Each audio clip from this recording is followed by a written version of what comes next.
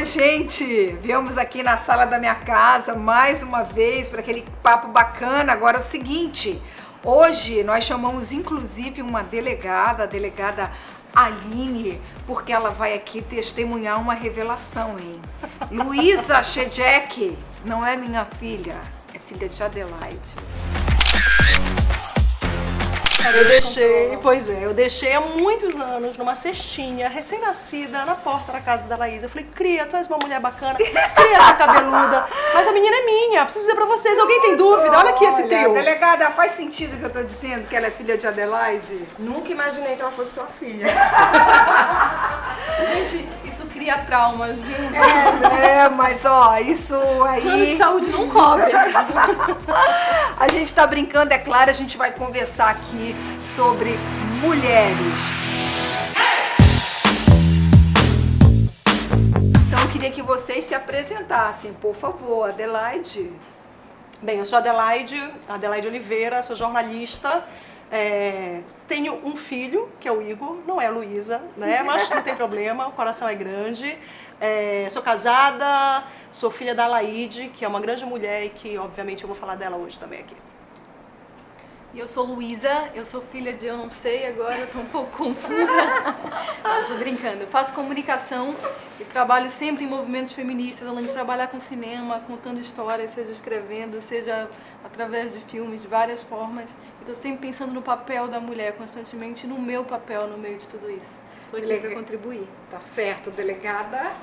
Eu sou Aline Boaventura, delegada de Polícia Civil, diretora de atendimento a grupos vulneráveis da Polícia Civil, da qual faz parte a divisão especializada no atendimento à mulher de Belém. Meninas, a gente vai conversar sobre ser mulher, como é que é a nossa lida diária, nossos prazeres, nossas dores também. Eu estava pensando outro dia, aliás, assim, a Luísa é bem envolvida no movimento feminista e eu tenho pensado algumas coisas do feminismo tardiamente. Né? Tipo assim, na minha carreira profissional, por exemplo, eu nunca pensei nessa diferença de ser mulher. Eu fui lá e fui lá conquistando o meu espaço. Hoje eu faço essa reflexão. Nossa, hoje às vezes eu me vejo em algumas reuniões em que eu sou, por exemplo, a única mulher e a gente está em 2017. É assim com vocês? Ela é comigo? Sim, mas eu procuro fazer o caminho sempre de reparar as mulheres que fizeram isso antes de mim. Seja tu, seja tu, seja tu.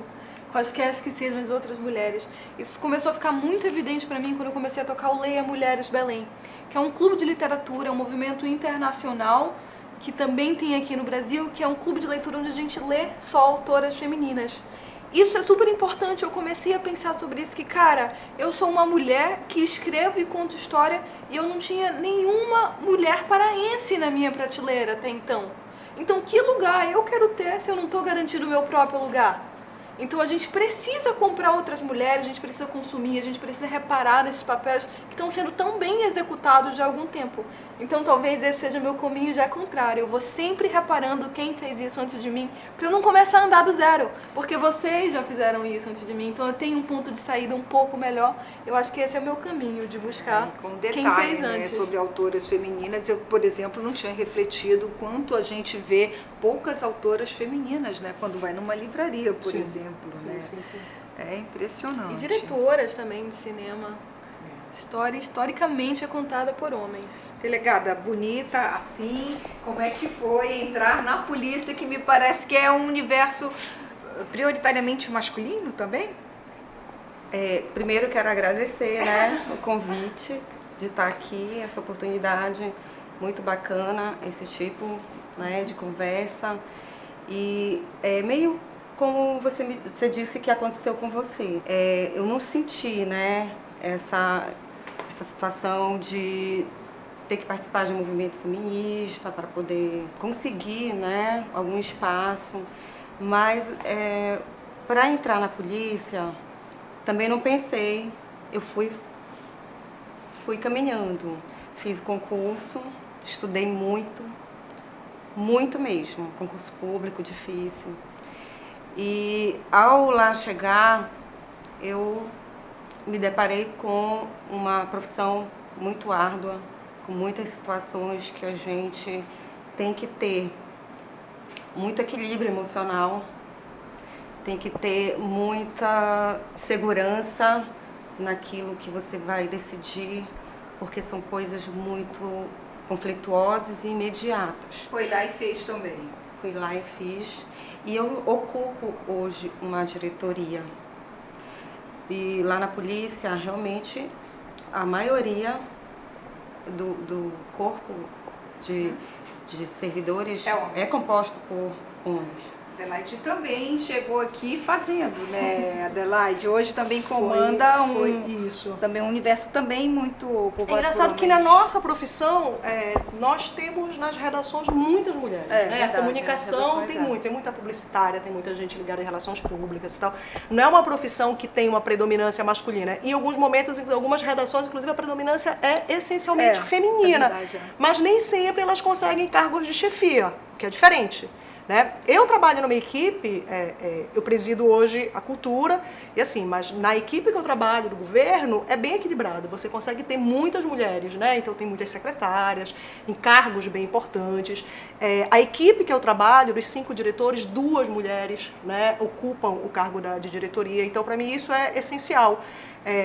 E de chefias, enfim, isso, e assim, não foi, eu preciso escolher porque é uma mulher. Não, porque ela era de fato essa mulher, né? Mas é bem verdade que eu acho que se eu tiver 2 pessoas tão competentes, se tiver uma mulher numa equipe que tem, sei lá, 10 pessoas, vamos colocar essa mulher lá, porque eu acho que ela vai fazer a diferença, né?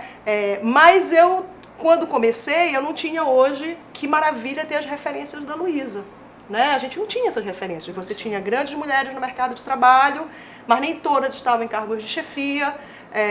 A gente não tinha tanto acesso à informação para saber como é que estavam os movimentos. E eu acho que hoje, não tem esse negócio, as pessoas ainda falam muito assim, feminista é chata. Desculpa, hoje em dia todo mundo é um pouco feminista, porque se você acredita que tem que ter um país, uma sociedade mais justa, mais igualitária, e eu não estou falando de alguém que acima de, né, um gênero acima de outro, você precisa garantir para as mulheres os mesmos direitos iguais, né, as mesmas oportunidades. E acho que as marcas também estão percebendo isso, em grande parte graças à força das redes sociais. Né? As redes sociais têm impulsionado bastante e têm feito essas informações circularem, né? Eu acho que é onde a gente se encontra, né? No fim das contas, a gente consegue agregar grupos nas redes sociais, até mesmo pelo próprio mecanismo de funcionamento de rede social, de afinidade, tu vai sendo redirecionado para aquilo que te interessa.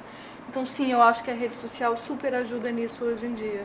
Mas esse ativismo não pode estar reduzido às redes sociais, porque eu ainda percebo que às vezes, né, todo mundo é muito ativista, mas é um ativista de sofá, um sofá incrível como esse, né?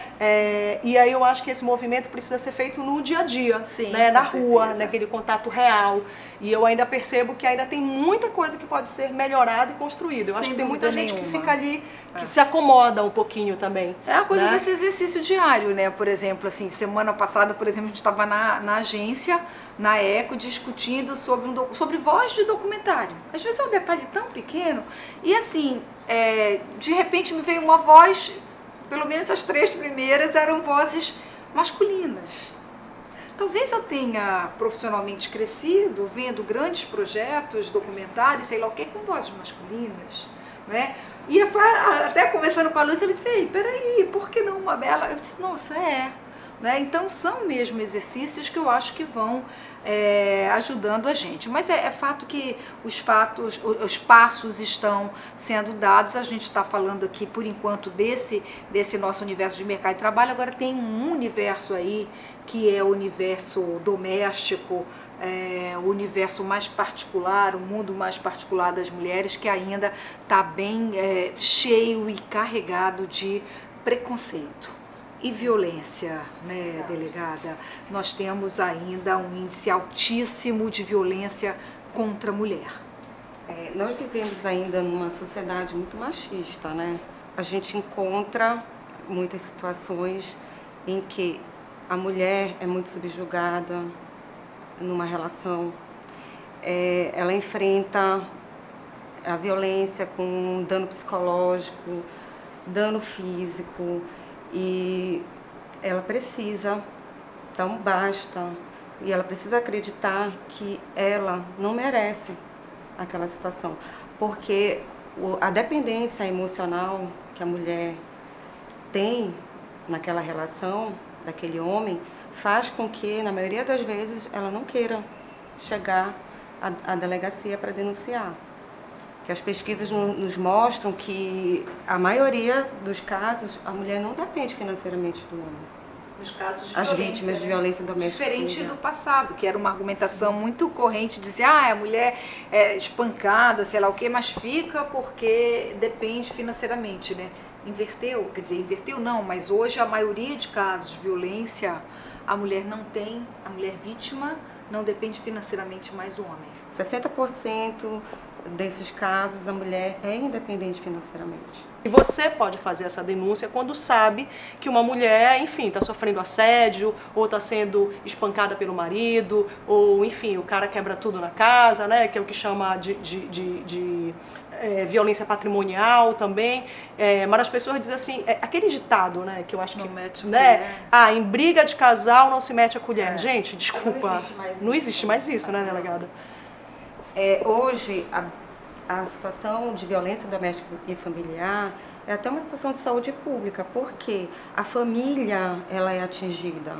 Na maioria das vezes, os filhos presenciam essa situação de sofrimento, de crime, né? E aí eles podem futuramente reproduzir.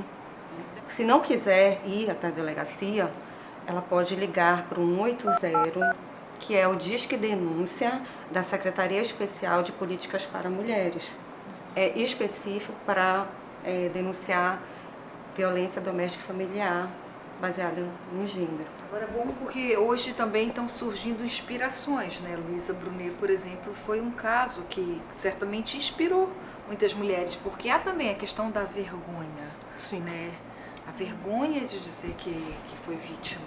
Sobre isso tudo, assim, eu penso muito que o empoderamento da mulher, ele precisa surgir em todos os níveis, profissionais e dentro de casa, juntos. Porque um vai dando sustentação para o outro, um vai dando força para o outro.